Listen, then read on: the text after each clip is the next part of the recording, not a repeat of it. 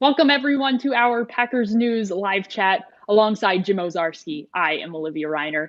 The Packers hit the field today in their pads for their most intense practice leading up to their game against the Minnesota Vikings on Sunday. We'll get into some of the big injury updates for the Packers and their somewhat significant roster moves that they made today as well in just a moment. However, before we get into that, I want to remind you, as always, we love to hear from you. If you're over on Facebook, Periscope, or YouTube, leave us a question or a comment. Jim and I will address some of those toward the end of our discussion today. Big injury news for the Packers. Right tackle Billy Turner returned to practice today in a limited capacity. He had been dealing over the past week and a half with a right knee injury that he sustained in Sunday's scrimmage at Lambeau Field. However, now he was able to, at the very least, participate in individual drills while the media was present. Jim, how confident are the Packers that Turner can start at right tackle if he's healthy, given the fact that he's never played a game for the Packers there? Yeah, I mean, today is obviously a good step, to get on the practice field for the first time since I believe it was August 30th was that scrimmage where he injured the knee. So I think tomorrow is a big day in that, how does the knee react? What is, if there's swelling or residual pain? Look, these guys are pretty tough. So if he's feeling okay and then can also practice tomorrow, I mean, he's supposed to be the starting right tackle. So if he feels he can go, I don't know why he wouldn't. So I think tomorrow may give us a better indication of if he can actually play. But I mean, without a doubt, it's good news because if let's say today, Olivia, he had missed it again. I mean, Friday's kind of a fast day, no pads. It's supposed to be, maybe cardio intense, mentally intense. So today was important in that end because really you'd be looking at next week at the earliest, whereas today it makes you feel, maybe he can go Sunday in Minnesota. The Packers happy to get Turner back today and at least get another day of practice in tomorrow on Friday before Sunday's game in Minnesota. However, if Turner is unable to go on Sunday, the Packers do have some options to back him up. Of course, there's right tackle backup Rick Wagner. What about players like their guards? Lane Taylor, Elton Jenkins, both have tackle experience in their history. Jim, who is likely to back up Turner if he's unable to go on Sunday? Yeah, I mean, to me, it's Rick Wagner. I don't know. I understand those other options, Olivia. Maybe our astute Facebook viewers will know I'm just going to disagree with our colleague Ryan Wood here. Look, you signed Rick Wagner for a reason. He competed with Billy Turner for right tackle for a reason. If he can't play, then why? I guess why is he still on the team? Like that left elbow that he hurt, he is in a brace. I'm sure there's issues there still, but I mean, if you're going to weaken either the right guard spot or your left guard spot to go to right tackle, then I think there was a miscalculation on health and maybe how good Rick Wagner is or isn't. So to me, I think, Olivia, if Billy Turner can't play, the first man up would be the man he beat out for the job, which would be Rick Wagner. And then, you go from there. If Wagner, if that left elbow can't really hang, I guess physically in his first competitive action, then you kind of go from there. But I don't know if you immediately shuffle all your other line spots until you know that, at least to me. Head coach Matt LaFleur will continue to work on the offensive line and assemble the best 5 players that he has for it as we get closer to Sunday's game in Minnesota. However, general manager Brian Gutekunst in another area of Lambeau Field is still concerning himself with building the roster. He signed former Ravens 2019 draft pick Dillon and running back Dexter Williams to the practice squad. That means that the practice squad is at full capacity, 16 players on the practice squad. However, the active roster only has 52 players. They have 1 spot open. Jim, who are the Packers likely to identify in terms of position group that they'd want to bring in or bring up from the practice squad for that 53rd spot? Yeah, it's really interesting. I'm actually kind of surprised Brian Gutekunst has elected to be a man short. makes you wonder if there's a guy hanging out in a hotel in Green Bay going through COVID testing protocols that we haven't heard about yet. I mean, usually, especially Goody has said many times, he doesn't like to be short on the roster. So it's a really good question. My inclination is that it would be inside linebacker, just because Kamal Martin is on IR. Oren Burks is kind of working through a groin injury. Raven Green is coming back off a quad injury. It just feels like that would be the spot. So I don't know if that's as simple as you elevate a Chris Barnes, or if there is or a Scooter Harris after, seeing whatever you need to see from him in a week of practice. So yeah, I'm just as interested, I guess, as everybody else. To me, though, that would be the spot to fill. Also, for fans, what makes this interesting is that they can elevate 2 players off the practice squad on Sunday for a 55-man active roster. So maybe this will allow them to move 3. Like if they shift a guy to 53 and then they move, I don't know. It's really setting up for an interesting end of week, at least for Brian Gutekunst. Jim, you mentioned linebacker, inside linebacker to be specific. I can think of someone who is out there on the free agent market who has some experience at inside linebacker. Former Packers outside linebacker Clay Matthews made some headlines this morning. It was reported by the NFL Network that he and the Denver Broncos, had some conversations about potentially bringing him on. That did not work out. The Packers are set at outside linebacker. They have 5 players on the roster, including Preston and Zadarius Smith. However, inside linebacker, that room is a little bit thinner. They only have 3 players, with Kamal Martin going on injured reserve. Clay Matthews has 2 seasons worth, 2014 and 2015. He had some experience at inside linebacker, not his natural position. However, Jim, how likely is it that the Packers would have any interest in bringing in Clay Matthews? Yeah, I mean, I have said throughout our Green 19 podcast with Tom Silverstein and some of these live streams, Olivia, I feel that when Brian Gutekunst moves on from these guys, he has moved on. He has closed the book. So I can't really go back on that. That said, if they're keeping the spot open and they're going to keep it open through the weekend, well, now we're into week 2 and they don't have to guarantee, they can sign a veteran like Clay Matthews, and that there's no guaranteed salary, right? Matthews has some offset language with what's left of his Rams contract. So, I mean, whatever the Packers are trying to do with Aaron Jones in terms of a new contract, I mean, maybe they're trying to figure that out first to see what kind of cap room's left for this 53rd spot. So no, I think they've moved on, or Brian Gutekunst has moved on, but I guess you have to say anything's possible while they still have that 53rd spot, especially if they roll that into next week. Never say never, although Jim has said never. Yeah. I have said never, yes. That's okay. That's okay. You never know in this game. Let's move over to some of our lovely viewers over on Facebook, Periscope, and YouTube. If you have not gotten a question in yet, feel free to shoot it off. We will get to some of those right now. Just the instant reaction from Packers fans, our lovely audience. Monica says no. And Timothy says, let Matthews retire already. Sounds like he's not ready to retire yet. He's just looking for the right situation. However, he might not have a choice if he can't find the right situation, at least this season. Let's go with Michael here. Michael asks, over under, Rodgers throws 3 touchdown passes. I'm assuming, Michael, you're referring to Sunday's game, not this season. I think he'll throw more than 3 touchdown passes this season. However, what about Sunday's game in Minneapolis? We know that the Packers are going to want to get Aaron Jones involved in the running game. I'm sure he's going to want to get some touchdowns on the ground as well. What do you see Aaron Rodgers doing in terms of like what their game plan might be?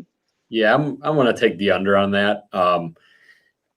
Look, for as much as he has said he feels he's found a rhythm and he's been accurate and the receivers feel good about year 2, there's still going to be some miscommunication, maybe some odd-looking pass attacks, I guess, both sides, Minnesota and the Packers. And whereas I think the run game, when you don't know if these guys can tackle, where they're at in terms of actually playing run defense. Again, both teams. No, I could see them really trying to emphasize the run. And, again, if the over-under is 3, yeah, I'll definitely take the under because, look, even 2 touchdown throws I think would be a good day for the Packers because I think they'd probably have another rushing touchdown in there somewhere as well. So, yeah, I'm going to take the under on that one. Jim is taking the under. You heard it from him. If you're going to go put money on anything, there you go. The expert. They do it legally in Wisconsin. There's no daily betting, I don't think, yet, Olivia. So they'll have to be out of state, right? Legally? We've got viewers from everywhere, Jim. They're not just from Wisconsin. If you're able to do it legally. There you go.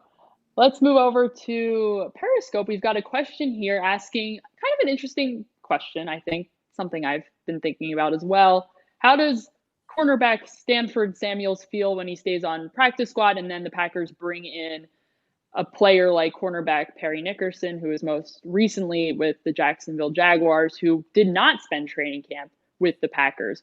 Why does Brian Gutekunst sign a player like him to the active roster when there are cornerbacks that the Packers have been developing through training camp that stay on the practice squad? Yeah, that is a good question. I think, I'm sure Stanford Samuels for sure feels he's earned a 53-man spot. I mean, I think they're not out there competing, thinking they want to be on the practice squad. Now, some of that could just be Perry Nickerson might have had some other offers where, as still a raw, fast guy, some NFL film on him, he could have had a couple deals to go to other practice squads. So Brian Gutekunst said, hey, we'll bring you up on the 53 to come to Green Bay. So that's a possibility. And also Perry Nickerson is, he's got a year plus of experience. So look, at corner, that stuff kind of matters. And I don't know if he'll be active or not Sunday. My guess is no. But, I think that's one of those deals where Stanford Samuels was able to be cut, went through waivers unclaimed, re-signed, obviously without much of an issue. I think a guy like Nickerson, they just felt, they had to give him that 53rd or 52nd spot, I guess. It is what it is. But it's something certainly good question, especially as Brian Gutekunst continues to make some moves now that he has that 53rd spot open on the active roster. Let's take a question here from another over-under, Jim, for you. Everyone wants your gambling advice. Yeah. Southwest Florida Packers fan club, 5 or more sacks for the Packers defense in Sunday's game? That seems even more unlikely. Not that the Packers aren't capable of putting some sacks together, but 5 sounds like a lot, Jim. How many sacks are the Packers defense putting together in Sunday's game? Yeah, that's a great day. And I think I don't know if the Vikings are really going to be in a position to throw it that much. And I don't know if the Packers run defense, to be honest, is going to put them in a situation to throw it that much. So yeah, I'm going to go on the under on that one. It's just that's a good day on a passing team. And there's a part of me that thinks Gary Kubiak, Mike Zimmer are going to try to run Dalvin Cook as much as possible. And look, with no fans to maybe slow down that pass rush, I mean, Zadarius Smith, Preston Smith, Rashan Gary, et cetera, they're going to have their ears pinned back. And I think they're going to do what they can to have some quicker releases and play action, things like that. So they're going to get to Kirk Cousins, but not 5 or more times, I don't think. Big, again, there's your expert opinion there.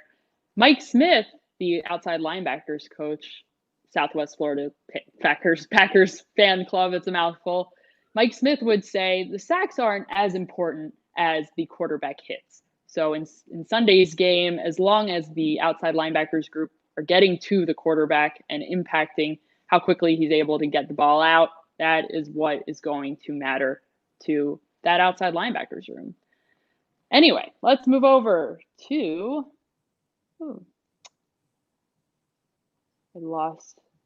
We've got Todd saying that he's excited to see Williams and Gary this year. I'm assuming Jamal Williams. Yeah. Tim Williams is no longer with the team. Rashan Gary, however, has had a lot of praise heaped on him during this training camp. The latest praise is from Zadarius Smith, who said that when Rashan Gary is going to get out onto the field with Preston and Za'Darius, the three of them out there on the same time. He thinks that the combo is going to be so deadly, they're going to be so dangerous to quarterbacks that Rashan Gary should switch his last name to the Smiths, Jim. How likely is it that Rashan Gary can be that good to the point where he's now part of the Smith triplets? Yeah, that'd be a heck of a year two leap, wouldn't it? No, I think Rashan Gary, at least Sunday, Rashan Gary is going to have to, how do we say this gently, not jump off sides. The Matt LaFleur and some of the Packers coaches and quarterbacks have gotten him a few times. He's been anxious. He's itching. He's ready to go and get after the quarterback. And I think, a veteran QB like Kirk Cousins is going to try to take advantage of that a little bit. But humor aside, I mean, he has looked very good. It's different than last year. I know Packers fans have tweeted at us, or maybe they Facebooked you. Oh, that's what he did at Michigan. He always looked good in practice. Oh, that's what we heard last year. He had a good camp. It didn't look like this, Olivia. I think you'd agree. I mean, his one-on-ones look different. His team stuff looked different, even with, whether it be David Bakhtiari or whoever was at right tackle. We've seen him even stunt inside on a very good interior of this Packers line and look fast and powerful. So, again, we'll have to see how it actually translates to opponents. But, yeah, Rashan Gary looks good. Jamal Williams, again, same kind of deal. You know who Jamal is. He's consistent. He's a powerful guy. I think we're all curious now to see him run routes. All the praise Aaron Rodgers has heaped upon him in that regard. So, maybe there's a little pressure on Matt LaFleur to run Jamal Williams out in some two-back sets or such a thing. So we'll see on him and what he can do in a contract year. Because let's be honest, Olivia, if they re-sign Aaron Jones here, I don't know if there's room financially for another running back with that kind of money. So Jamal Williams has a lot to prove, I think, or a lot to show, put it that way. Lots of praise being heaped on both of these players throughout training camp. Now it's just a matter, especially for Rashan Gary, who didn't show as much in 2019. He's got a lot to prove starting Sunday. We'll see exactly what that looks like. Let's move over to Solar Hulk. Solar. Do we think the lack of real crowd noise will affect the energy of the team? The biggest, most energetic players that I can think of off the top of my head, I think we heard from them today, both Preston and Za'Darius Smith. They were asked about this quite a few times. They said it's on them to bring the juice. If we've ever seen those two in training camp, we know that they can bring the energy. In Sundays, 2 Sundays ago in that scrimmage at Lambeau Field, you saw players like Preston and Za'Darius and Kenny Clark on the sideline getting the team hyped up on third down. How much of that do you anticipate seeing on game day on Sunday? Yeah, I think we are going to see it. Some guys will have a sense of humor. I'm sure they'll run over to the empty stands and, try to pump up the virtual crowd, if you will. No, I think Sunday will be fine because it's the first game. There's been this edge of the unknown. They've been talking about empty stadiums and preparing for it and wondering about it. And I think that'll take care of itself. What will be interesting, Olivia, is the third or fourth road game. I mean, remember last year out in Los Angeles, they just laid a terrible egg against the Chargers. Aaron Rodgers comes out later saying they're flat and they weren't prepared. And that was, 18,000 Packers fans essentially. So that's what's going to be interesting is as they get going and the novelty wears off, success or not, that's extra, you talk about energy. It's one of those things that's just extra effort. That's extra mental units. If you're into that type of thing, to get yourself that jacked up, especially if you're getting beat up. Let's face it. When you go on the road or you're at home and there's no fans and that other team is knocking you around a little bit, sometimes you do need that boost on a good third down stop, and it's not going to be there. So not so much Sunday, but definitely looking forward that it might become more of a burden for these guys to do that on their own. The NFL will be pumping in crowd noise at 70 decibels. I don't know exactly what 70 decibels looks like. However, that is the actual unit that the Packers and all the NFL teams will be playing to. It's going to sound different from fan noise. However, it's pretty annoying, Jim. I mean, we got to experience it out at Lambeau Field in some capacity. I don't think it was quite as loud as 70 decibels. However, they were playing this sort of canned crowd noise, and then layering over top of it, they had some music on too. And I think after however long we were out there, an hour and a half, I was like, I don't know if I can sit through anything much louder. I might be wearing earplugs in the open air press box in Minnesota. Yeah, it is really strange. So our colleagues who are on the field usually for the games, who are the photographers, have said that this crowd fake stuff is way louder than real people in the stands. Because let's be honest, they're real people. I mean, they kind of go away to the concession stand or the bathroom, or nothing's happening, so they're just kind of quiet. So you're right.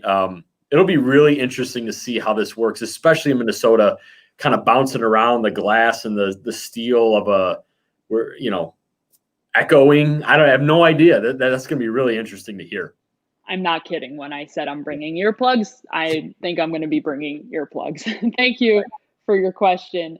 Let's move over to Michael. Michael asks, how many touches for A.J. Dillon on Sunday? Any at all? It's a good question. It's a valid question. Packers have a pretty set tandem in 1-2 at Aaron Jones and Jamal Williams in the backfield. However, General Manager Brian Gutekunst did not draft A.J. Dillon in the second round to have a redshirt year. At what point does Dillon start to creep onto the field, get some more touches as the season goes on? Yeah, I think that's the key as the season goes on. His role is going to change, whether it be to injury to others or his own play. Or because I really don't think Jamal Williams and Aaron Jones are at a point where they're going to drop off. I think obviously they clearly think Aaron Jones is still an ascending player with extension talks. So no, Dillon, we're going to see him Sunday. I don't know in what capacity. I don't know if Aaron Jones is pretty good in the red zone. I don't know if you'd really want to take that guy out.